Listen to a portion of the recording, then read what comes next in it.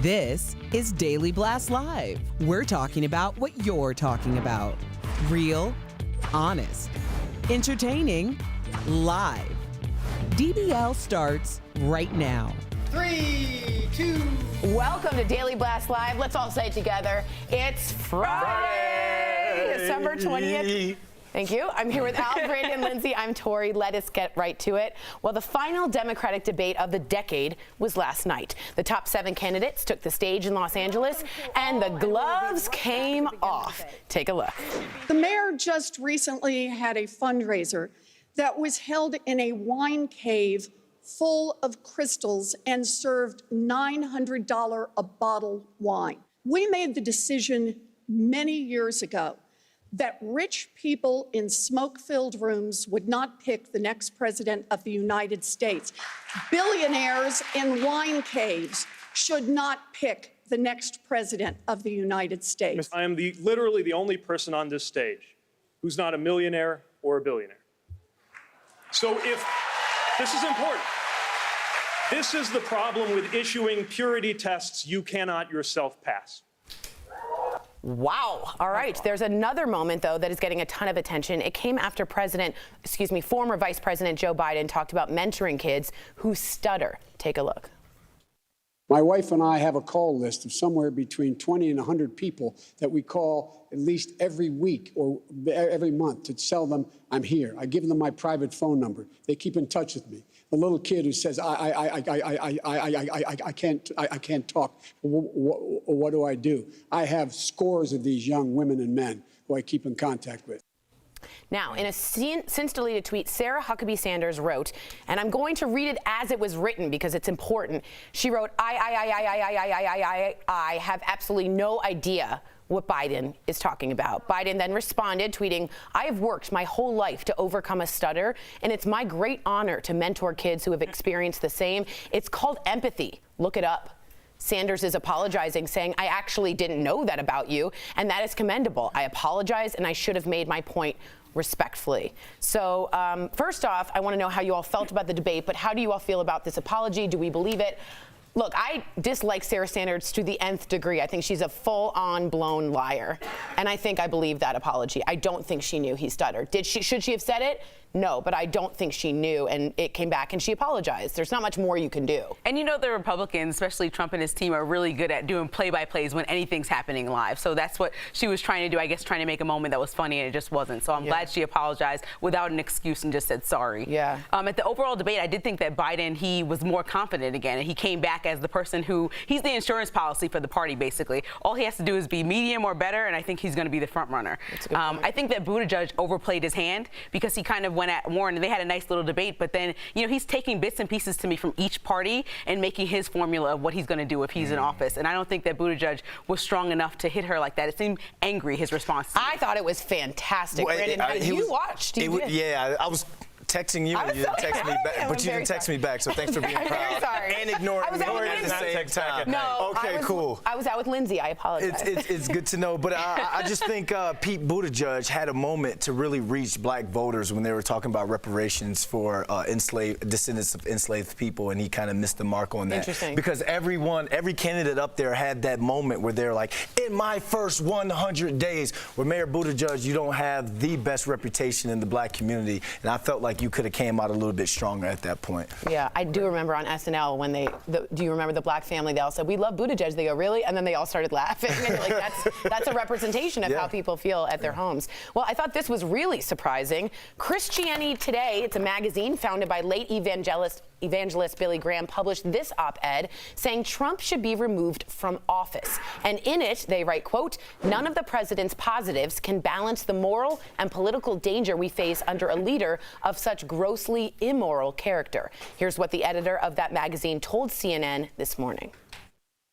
The question is, when does his behavior, which is described as immoral accurately, rise to the level where he's no longer fit to serve office? And to me, we crossed that line with the impeachment hearings. This morning, Trump tweeted, of course, in part, quote, no president has done more for the evangelical community, and it's not even close. I won't be reading E.T. again. Now, we want to make it clear, ET is not the name of the magazine or publishing. It's Christianity Today. So I don't know if he meant Evangelical Today or Entertainment Tonight or the movie E.T., but he got that part wrong. I will say this is not just any evangelical paper. This is the late Billy Graham's paper. So this is an enormously important, fundamental center of how the evangelicals believe and feel. And I think, to me, the tide's a turning. How do you feel? You know what's interesting is we've been reading this president's tweets for so long that I'm starting to recognize a pattern. If you took the word evangelicals out and put black people in, or took black people out and put women or put gays, whatever, it's just like no one's done more than me. I'm the only person that's fought for you. Yeah, I'm the only person that's ever fought for you ever. I will no longer be doing this. So that's really interesting that it just kind of falls into a pattern. But this is interesting to see a big part of his base kind of fall away, because evangelicals do vote with a flock-like mentality. That's not an insult. They'll tell you that. And so to lose one maybe is like to lose them all. Yeah, I would say the pendulum, and I want to ask you, I always make people make fun of me, but we were so far over with Trump. To me, this and the booing at the Trump rally is the first time we're seeing it move back. Listen, I agree. I think that Trump's presidency heavily relies on evangelicals. I think 99% of them, according to CBS, were against impeachment. So this is like surprising to me. But I did read that Franklin Graham, Billy Graham's son, said that his father would have been, quote, very disappointed by this article. So I don't know if this is a full representation. I know a lot of people read it. I think it might put a scar on what he's trying to do. But I don't know if overall people are still going to vote with their entire pro-life theory. So if you're pro-life, that's going to be your single issue. I have friends that have said, no, I really need somebody who's pro-life in office, and forget everything else. And a lot of people are single issue voters, so I think we have to remember that. But saying he's immoral coming from an evangelical is a big deal. But their other argument was that every president has a stain on their reputation or does things that are wrong, and so if you nitpick each thing that people do, you know, everyone has done something that's not the most moral in their lives. I know that Trump has done more than most, but I'm just saying that's what their point was. I feel you. All right, we're going to move on to some crazy news about the holidays. Heading into the final weekend before Christmas, millions of people will start traveling in the next few days, up 4% from last year. You have got to see this. This is incredible. It's a dramatic time-lapse video of a snow squall hitting New York City. Oh my goodness. Look at this. Earlier this week. Doesn't it look like the Mummy? It does look like the Mummy. Am I right? Now, the National Weather Service says a snow squall is an intense, short-lived burst of heavy snowfall. Now, here's a live look at all the planes. That looked like football season hitting Browns fans. Like, that's how it comes in. Just like everything's great, and then, oh, no, it's week one. Why? Not happening. Today and tomorrow, this is all the planes. Today and tomorrow are the busiest travel days of the year. Now, AAA estimates 114 million people will travel over the next couple of days. How are you guys trying to keep your cool over the holidays? The end goal. I know it doesn't matter. There can be a crying baby. There can be someone making noise on the flight. I know I'm going to see my nieces and nephews and my grandmother, and she says she's making pasta salad. You love her pasta salad. That's my zen. The pasta salad. The pasta salad. Really? What's your pasta salad? Man. A pasta salad? Yeah, he said it's I'm not insulting. I just didn't expect that to come out. I'm going to bring you something back then. He says it's like his Christmas. I don't know if I want you traveling with mayonnaise. I don't know if that'll be good by the time you get back. What's your pasta salad? Mayonnaise? No, that's potato salad. Well, what's pasta salad have in it? Like noodles. Thank you. No, it doesn't. Yeah, First of all, his first ingredient was noodles, so you can go ahead. He had nothing after that, I guarantee you. If you are stressed, just think of the pasta salad as a good thing. Yes. Okay. Yes. We got some crazy and harrowing video. You got to take a look. Just into the studio, a pickup truck crashed into the baggage claim area at a Florida airport yesterday morning, and it was all caught on camera. Officials are investigating the cause. Look at this. As damage estimates put the cost at nearly $1 million. How are you going that fast? Why are you going that fast? There were so many questions. How are you going that fast? Like fourth on my list. And then you drive around baggage claim like in this direction. How do you come straight in? I don't know. There's no baggage claim that you drive. But that's the rental car area. Yeah, it's that. I don't know. That looked like. I don't know if that wasn't intentional. I was going to say it looked a little targeted. Yeah, that's a bit much because to be an accident. Where in the airport could you get that much speed up unless you backed up and floored it? Maybe somebody lost their bags and they're mad.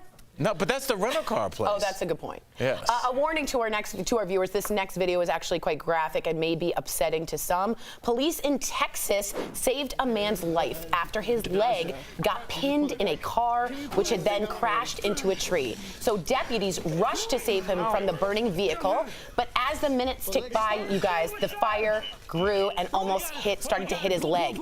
Ultimately, they managed to pull him out just in time. The man credits the police with saving his life. He has a fractured ankle, a separated shoulder. But he's here. He's here. Yes, he and is. to the people and the men and women in blue that saved his life, heroes. Can we get Yeah. Because if it's a bad shoot, we jump on them. But they're heroes. I mean, like you said, my dad used to always say when he was a police officer, it was our job to run to the roar. And just think, you're seeing smoke, you're seeing the fire, someone screaming for their life. You have no, I mean, it's like and at you the have same no time you're choice. doing that, is this car going to explode? It's going to explode at the same time. And if you do want to listen to it, you do hear him, and we took it out, his audio of him feeling the fire on his legs. You start to hear it, and they stayed focused and got him out. So bravo to the men and women of that's something police. the Avengers would do. Right? That's amazing. really great. It's heroism. Yes. All right, guys, DBL is live, and coming up, a member of our DBL family, Dallas sportscaster Dale Hansen, is back with a heartfelt message for the holidays.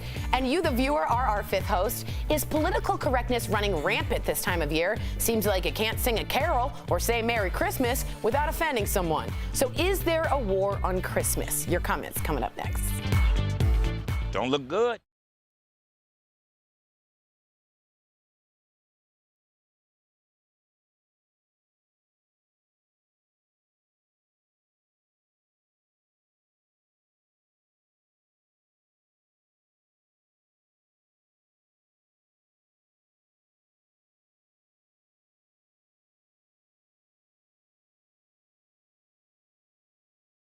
Hi guys, Kelly Schubert here with the DBL Digital team. Happy Friday. Let us know what you're doing today to get prepared for the holiday. As for me, I made puppy chow for everyone, so I'm getting everyone all hopped up on sugar, so it should be a fun day on the show. Make sure you tune in all day. Let's go to the desk and see what's going on with our host. Hi guys. You got it. How's it going, Linz?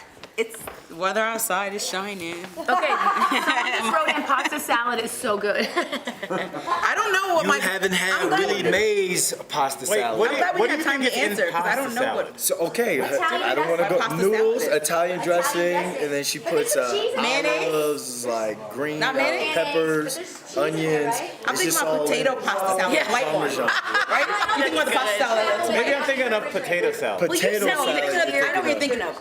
Potato salad. Yeah. Make pasta salad that is Yes. and Yeah. Pasta salad just mayonnaise. pasta? No, it's no mayonnaise. I don't think It's she not a puts mayonnaise in. salad. No, I'm Well, what is gonna show you pasta anti-pasta salad. No, antipasta is just People who don't like it. Green peppers, red peppers, onions. Yeah, but it seems- pasta. no. I'll show you what we're talking about. Brandon's being crazy. How am I going? I'm crazy. So there's My pasta and then grandmother's there's been cooking it since I was a. This is what Al's thinking about. Macaroni salad, maybe? No. That's pasta salad. That's not No, what you're thinking that's about. That's macaroni creamy. salad. That's macaroni. Anything that's got white on, like when you White on see the it. white, Now, I this feel is like what Brandon's that's talking about. mayo in there. Yeah, that's pasta She doesn't make So it that like has that. no Show mayo this and to Mike. stuff in it. She makes it different. Oh, sorry. So this But is, yeah. I think what they're talking about. See, it's like pasta salad that doesn't look creamy. And then this is what I guess I was thinking, or Al was thinking, the creamier mayonnaise-y thing that we don't want Brandon to travel on a plane with.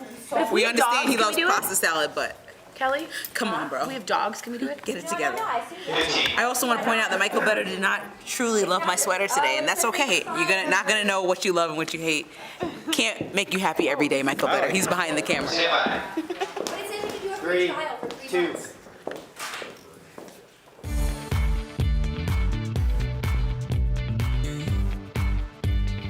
Welcome back to DBL. It's time for fifth host, and although Christmas is just 5 days away, it seems like the Grinch has taken on a new form, the PC police. Woo, woo. Do you prefer Happy Holidays or Merry Christmas? Should the classic carol Baby It's Cold Outside be muted because of the Me Too movement? And do Christmas trees need to be axed because they're bad for the environment? DBL Nation, we got to ask, is there a so-called war on Christmas? Whoa, Sandy from Facebook says, Merry Christmas to all the haters. My decorations have been up since Thanksgiving, me too, and I have Alexa trained to have all the holiday jams play when I walk in the door. You can do that? That's awesome. Yeah, I didn't even know you can do that. Okay, so listen. You can also have Alexa listen to all your conversations. That's why I don't have it. And also have Alexa listen to your conversations. Listen, I think we're being too politically correct. I think Brandon's the only person I know who says Happy or Merry Christmas, Hanukkah, Kwanzaa, and addresses every single person that's celebrating a holiday. Just don't text people Merry Xmas. They want you to keep the Christ in Christmas and just have a happy holidays, guys. Like, do what you want to do and enjoy this time instead of bickering. No? It's Hana Christmaka. Hana Kwanzaa Christmaka. Hana Christmaka. I like that. Thank you. Riley from Facebook says, we are more conscious of the history of our antiquated traditions that can often be sexist, racist, or bad for the environment. So let's do better and stop complaining about Christmas being canceled. The reality is many people don't even celebrate it. Exactly. We're living in this world where there are atheists out there, there are Jewish people out there, Muslim people out there. So I just don't feel the need. I just don't want to just go up and be like, hey, Merry Christmas, and then someone being like, oh, well, I don't even celebrate that. I'd rather just be like, hey, happy holidays or happy Kwanzaa Christmaka, and then they just tell me, oh, it's Merry Christmas to me, or it's something else. It's really not that big of a deal, and I don't think we're trying to cancel Christmas. I like it. I agree. I like it. Betty from Twitter, that's my aunt's name in Nashville. Shout out to Aunt Betty. My girl. Betty from Twitter says, why are people so offended by Christmas? Even if you're not Christian, the holiday's about spreading cheer and being joyful. Stop hating on Christmas, y'all. Betty, well said. And also, just I want, you know, whether it's the war on Christmas or the war on masculinity or any of these other wars that don't exist. It's not a thing. You know why it's not a thing? Because I'm in the world every day and no one's ever said it to me once. It's not a thing. Brandon's never met me at a restaurant and been like, you want to talk about the war on masculinity? It's never happened because no one's ever talked about it. It's not a thing. The war on Christmas is not a thing. Everybody be happy. Enjoy your loved ones. You never know when it's your last. I'm sure you're welcoming a new addition to the family, so it's somebody's first. Focus on that and not something that's meant to drive news stories because it's slow during December. Preach, preacher. Preach, preacher. That's why I'm dressed like one. You are dressed like one. All right, Jerry from Facebook says, I love Christmas, but I never felt good about all the waste it creates. I stopped wrapping presents years ago. Instead of buying a Christmas tree, we just dress up the tree in the front yard. Jerry, they have it in the front yard? Yeah, but they must have Get up, kids. We're going outside. It's 4 in the morning. No, they must have a tree. Exactly. I've got to be honest. I think Jerry has something great. Take your own responsibility, make your own changes. My question to you is this. I'm Jewish, so when everyone says Merry Christmas, I love Christmas. My whole house is decorated. But when I say Happy Hanukkah back, is that considered an act of war because I'm simply including my own holiday? No, you give me another holiday to celebrate. Right, like aren't we including more? Like more cake is good for everyone. Right. And you don't get offended by Merry Christmas if someone says it by accident. But if I say Happy Hanukkah, I hope people don't get offended about that. I get fighting mad. All right, get fighting mad. Those are fighting words. Wrong glasses. Coming up on DBL, Dallas sportscaster Dale Hansen is known for his viral opinions. Well, he's got a special message for the season. Don't miss it. Neat.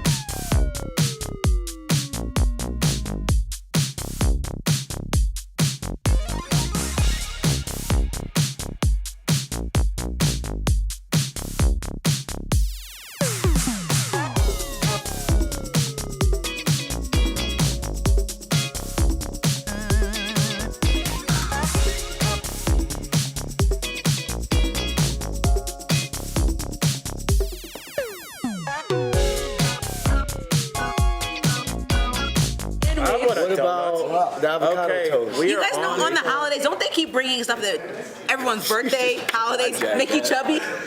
Yeah, they really do. We had donuts and some Chex why do Mix we stuff. think that like we're not subject to the same laws that like people 1,000 years were? It gets cold. You go inside where it's warm. You can't really go out. You huddle with the other family members, and just like bears, you eat more. It's happened since the beginning of time. That's so you're saying be happy that I'm gaining holiday weight? Yes, it's just, I just think it's like something that we do. That's what I tried to tell her yesterday, and she did not like that. Come on, guys. It's something we People say that when they just like want to give reason to their unhealthy lifestyle. If you didn't want to gain that weight, you would go work out. So it's not that big of a deal. No, it's a temptation in my face. No, temptation to go work out. Temptation kills the man. It's called discipline. That's not a saying. Temptation kills the man. Confucius doesn't say. It's absolutely not a saying in any way. Temptation kills the man. That's in that brand New Testament. Yeah, that's in the new 2020. Testament 5.1. Book of Ecclesiastes 2020. No, I think it's all good. I think especially the fact that you're even conscious of it, you're gonna be fine. But dude, are you gonna be like 95 years old, like on your deathbed, like, man, I wish you didn't enjoy that Christmas 40 years ago. Yeah. Enjoy it. Enjoy it. Don't F it up. Yeah. 4, 3, 2, 1. Welcome back to DBL. Now, the holidays are a really happy time for many, but it's very important to think of those who may be suffering this time of year. Well, Dale Hansen from our sister station in Dallas knows firsthand the heartache that can come with the season. Here's Dale's serious holiday DBL take. This is supposed to be such a happy time of year. We get through Thanksgiving, spend like crazy on Black Friday, get ready for Christmas and then a New Year. So what's not to like? But the happy holidays that we're supposed to be celebrating aren't all that happy for everybody. I can't be the only one who gains weight this time of year. Otherwise, all those January weight loss commercials we're about to see would be wasting their money. But my holidays aren't as happy anymore as they used to be. I have a son who doesn't like his dad much. My daughter's not crazy about me either. I haven't seen or talked to either one of them in more than a year. I don't see my grandson, but my granddaughter thinks I'm the coolest grandfather ever. So at least I didn't get shut out. I have a credit card that needs to be replaced because I think we've worn the numbers off. I tell you all this for one reason and one reason only. We all have problems. We all deal with things we wish we didn't, and there's not many of us, if any, who are as happy as we would like to be. But I don't get depressed about life. I refuse to let my so-called problems bring me down because this is the only life I have. It's a holiday myth that more people commit suicide during the holidays. They don't. It's worse in the summer. But the fact that anyone does is depressing enough. I've got family members whose politics drive me nuts, much like mine do to them, and family members who don't want to spend time with their dad because they don't like me much. But I will enjoy the holidays. I will celebrate with friends and look forward to a new year, at least until they start running those weight loss commercials, because I know they're aimed at me.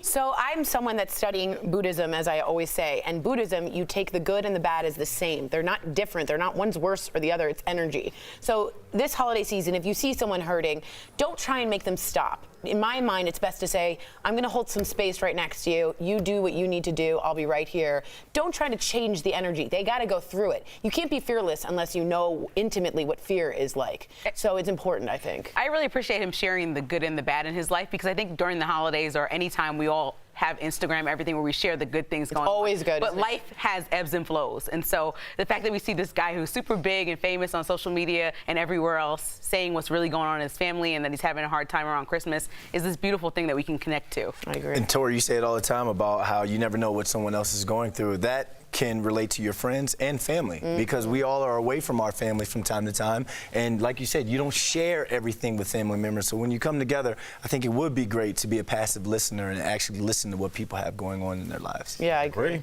Yeah. All right. Well, we will be right back when I find the right camera. Promotional consideration is brought to you by Non-attorney Beauty Blasters, what's up? It's Jeray for the Slay. I've missed you guys so much. I know, y'all miss my face too. I know, the feeling's so mutual, guys. However, I'm back and it's time for some red light tips with your boy Jeray for the Slay. Now, today, it's summer and it's hot out, y'all. It's time to put down that full coverage foundation and pick up a tinted moisturizer. But you don't always have to go out and buy a brand new tinted moisturizer. Sometimes you can make one at home for yourself. So I went ahead and make a little tutorial here, or actually, I'll just show you guys, alrighty? So you're gonna take your full coverage foundation. This one's from Makeup Forever HD. You don't wanna use like a stick or anything like that. You simply wanna use something that's a liquid base and not something that's going to be extremely mattifying. So if you're working with like a oil control foundation, you might want to go ahead and use something that's going to just be full coverage for normal to dry skin. However, what you can do next, if you have that liquid foundation, is take a little bit of moisturizer. I'm just using Embryolisse. This guy's famous in the makeup artist community, so you guys might want to check it out too.